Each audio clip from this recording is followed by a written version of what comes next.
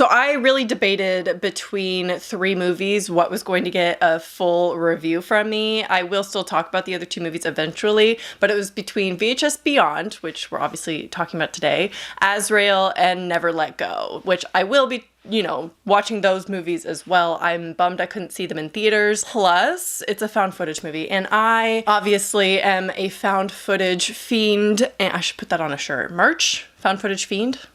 Sounds like good merch. Anyway, I love found footage, so it was just a natural choice for me to want to review this one. I don't know if people care as much because it wasn't released in theaters and the other 2 were, but hopefully you still care a little bit. Now, every time they announce a new VHS movie, I want to get mad. I want to be like, another one, but I can't get mad. I don't know what it is about VHS movies that keeps me crawling back every single time. Like, I watch them every time, and they usually are decent every time. Like, every installment I feel like has its good segments and, you know, the not so good segments, but they all usually have something in the movies that is enjoyable. And it's usually either the theme or like the directors that pull me back in. And in this case for VHS Beyond, it was both. So VHS Beyond is sci-fi themed, and that means they all are sci-fi alien-esque. Not all of them are aliens, but you know, that kind of vibe. So I was very excited about that.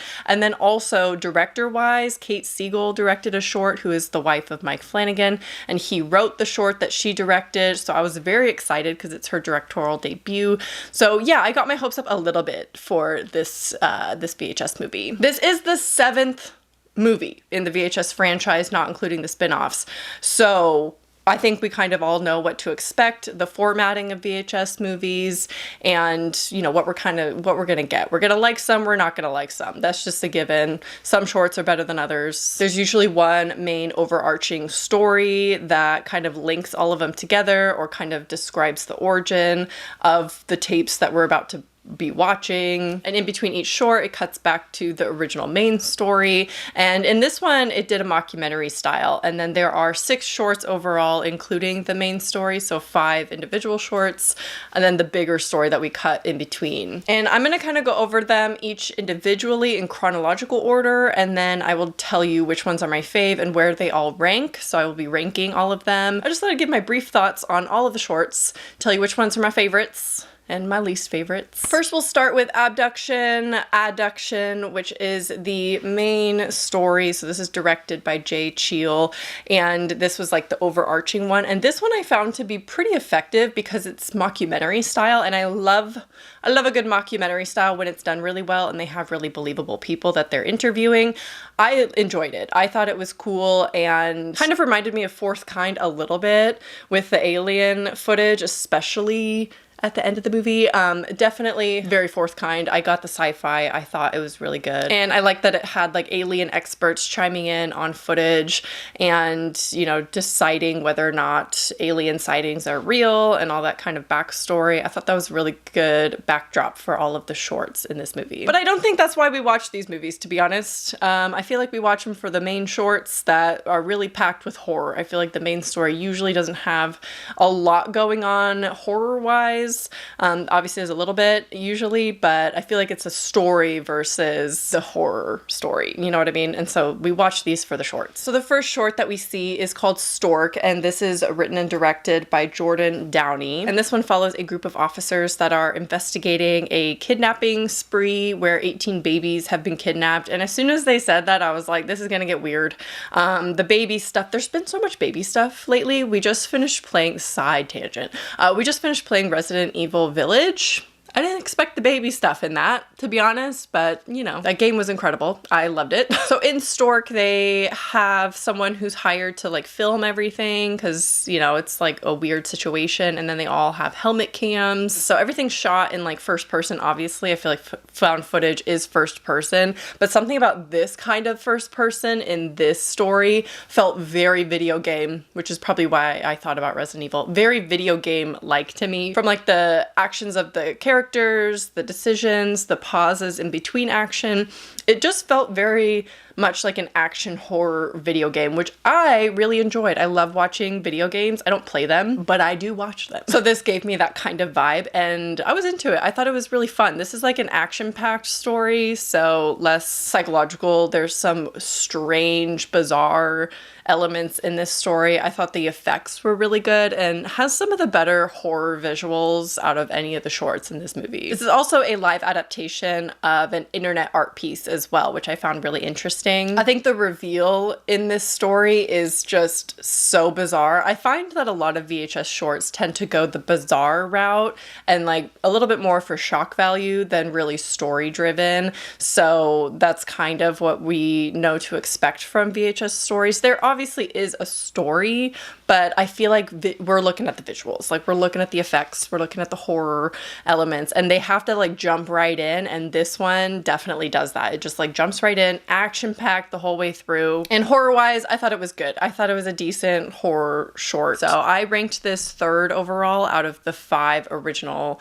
shorts within the movie. I'm not including the main overarching story in my ranking because I liked it, but I'm not really counting that. I'm talking about the 5 shorts within the movie, so this one is ranked third. Next up, we have Dream Girl, which is written and directed by Virat Pal, and this is a paparazzi story of 2 men who are trying to get footage of a Bollywood star, and they realize that she might be a little bit more than they thought. This one wasn't my favorite. It definitely, I think, was the goriest and most brutal out of all of them. The first one was pretty gory as well, but I think Dream Girl was definitely the goriest. Like some of the scenes, man, I really enjoyed some of the visuals in this. I just didn't love the story overall and the type of sci-fi that they were going for. And if you've seen it, you know what it kind of is.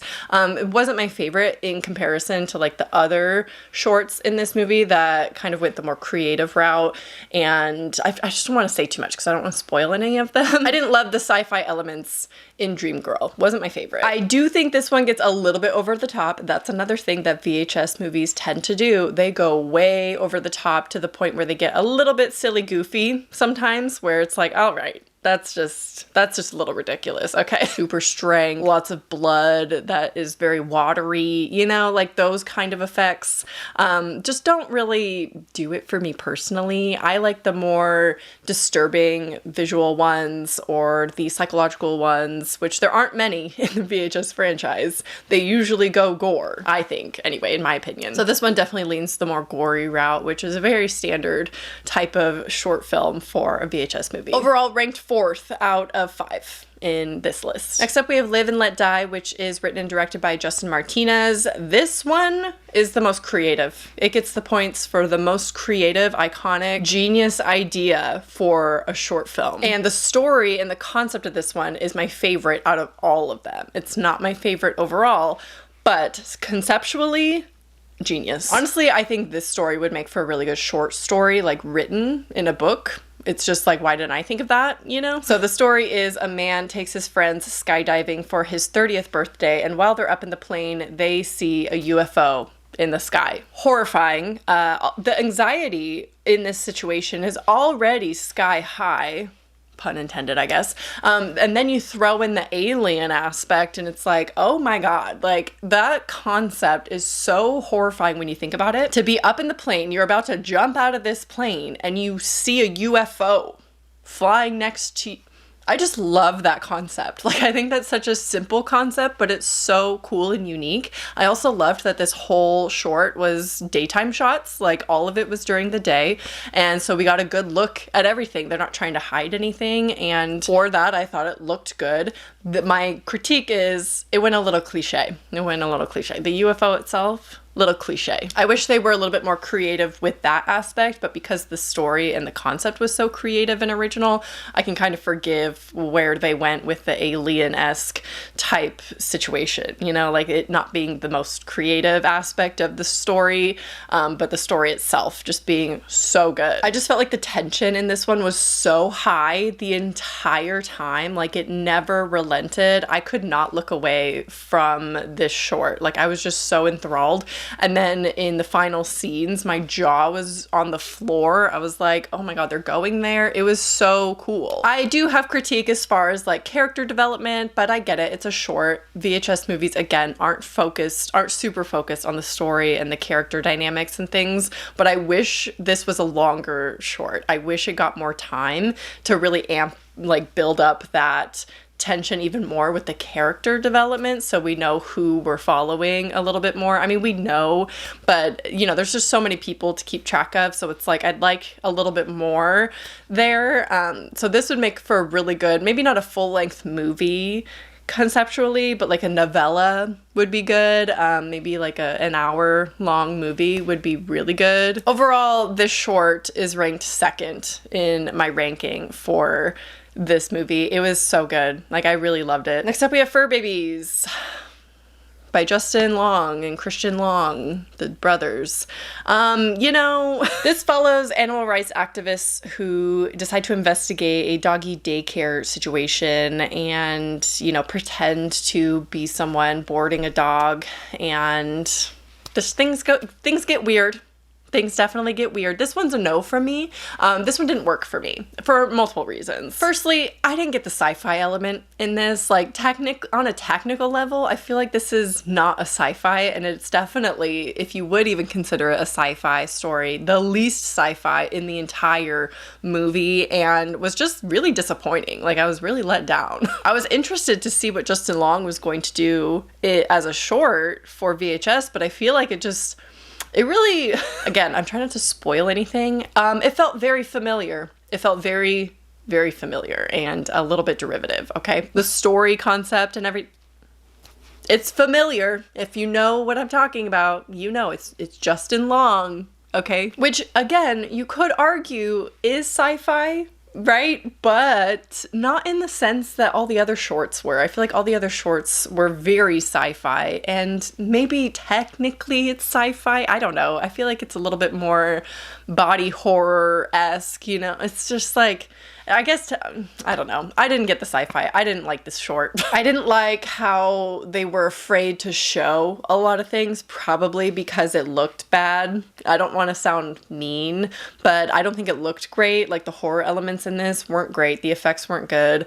The overall concept, it's like goofy, which I fully expected from Justin Long, who's a funny guy, kind of comedian. So I expected it to be the funny one out of all of it, but it was just so ridiculous and it just wasn't for me. So sadly, this one is ranked in 5th place. I don't know if I had high expectations or something, but this is just not what I wanted, I think, out of the sci-fi concept for VHS. So maybe I had a little bit of bias and expectation going in. But this was the worst one, in my opinion. Finally, we're going to talk about Stowaway, which, of course, is directed by Kate Siegel and written by Mike Flanagan. So right off the bat, let me say, I definitely had high expectations. Did I know that this one was going to be the best one? Absolutely.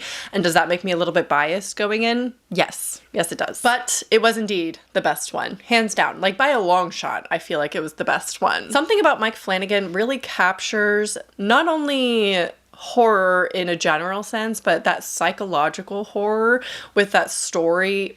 I just loved this one, and I want a full-length movie. I don't think they could make it a full-length movie. There's not enough there, but maybe they could do like a shorter hour 20 minutes full-length movie. I would watch it. Like, the concept, incredible. So this follows a woman who leaves behind her husband and daughter to investigate sightings of extraterrestrial lights in the sky in the Mojave Desert. So the overall concept, the general story of this, is not the most creative, okay? I recognize that it's not the most original, and it's not even the most original in the whole VHS Beyond movie. I feel like it is one of the more derivative ones, but it's where it goes in the story. Where they take it was so cool, and I would never have thought about that. I loved it. I thought it got so creative. It definitely didn't start that way. We've seen many movies where people are driving around in the desert or running around trying to track down lights in the sky. Very Phoenix Forgotten type of vibe with the found footage elements. But then it just goes places, man. And this one is the most psychologically disturbing, and that's definitely more my speed. I prefer that kind of horror as opposed to like straight up gore and lots of blood and stuff. That's fine for, you know, specific type of story, but this one leans into the psychological horror of aliens and just that sci-fi. And what's really cool about this one is there were minimal visuals, I feel like, where we don't actually see a lot in this. And I mean, we get flashes here and there, but our vision is not great of what we're looking at, and it almost feels like it's entirely in black and white because sometimes the camera, there's no light, so it's black and white essentially. Like, obviously it's not, but it felt very like stylistic and artistic for a VHS short. Like, definitely one of the best ones I've ever seen when it comes to VHS movies, and just like haunting. Like, I can't stop thinking about it, to be honest. Like the ending and like the final scene, haunting, just very, very disturbing. I find it to be disturbing because this kind of concept is very scary to me, but yet I'm fascinated by it, which is why I watch so many space movies and stuff, and I love sci-fi horror specifically. So for me, this one just really, really worked on a horror level, psychological, the story and everything. Again, I wanted more story. I wanted more backstory. We got a little bit, enough to know this woman, but I could do so much more. I want so much more, like a whole hour's worth of this story. It was so beautiful. So obviously it's my favorite out of the bunch. This is definitely the best one in the whole movie, but it's not just about my opinion. I would love to hear your thoughts on VHS Beyond and which shorts you liked and which ones you didn't like, because I feel like they're all hit or miss for most people, and I'm very intrigued by your thoughts on VHS Beyond. So leave a comment down below. I hope you enjoyed, and I will talk to you soon. Bye.